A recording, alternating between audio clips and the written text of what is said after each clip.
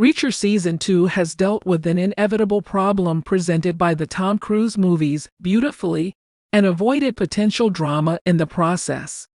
With the second episode of Reacher Season 2, the show has worked around an inevitable Tom Cruise issue.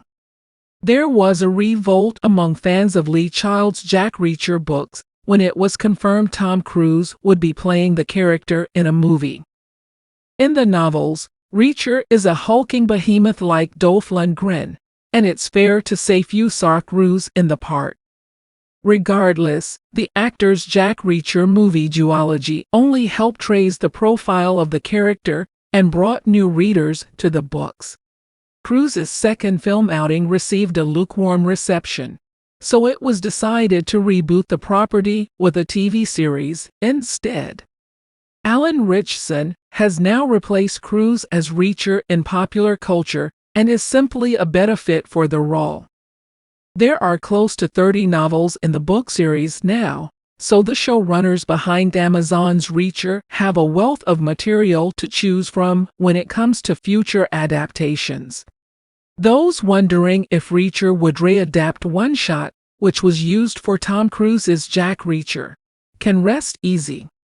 The second season takes place nearly 3 years after the events of Season 1, so it stands to reason the title character had some misadventures during that time. During the second episode, What Happens in Atlantic City, Reacher reveals he ran into James Barr in Indiana last year, and that he owes me now. For context, Barr is the former infantry sniper framed for murder in One Shot, with Reacher's investigation into his supposed killings kicking the story into motion. With this scene, Reacher is establishing the events of One Shot happened off-screen, and the book will never be readapted. Reacher stating that Barr owes him leaves the door open for the character to appear in a future season, though it's hard to picture Reacher actually reaching out to Barr for help.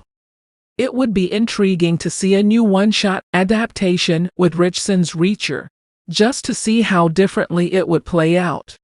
Since its 2012 release, Jack Reacher has been reappraised as a solidly directed action thriller, and it was the first project where Cruise was directed by regular collaborator Christopher McQuarrie.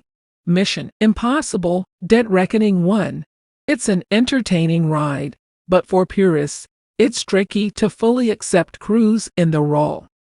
Regardless, Amazon's Reacher is wise to avoid adapting One Shot, since it's a no-win scenario.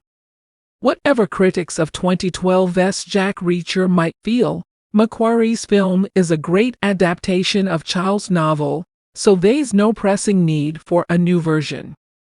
Plus, the showrunners have a wealth of other novels to pull from, including one of Ritchson's favorite Reacher stories, Die Trying.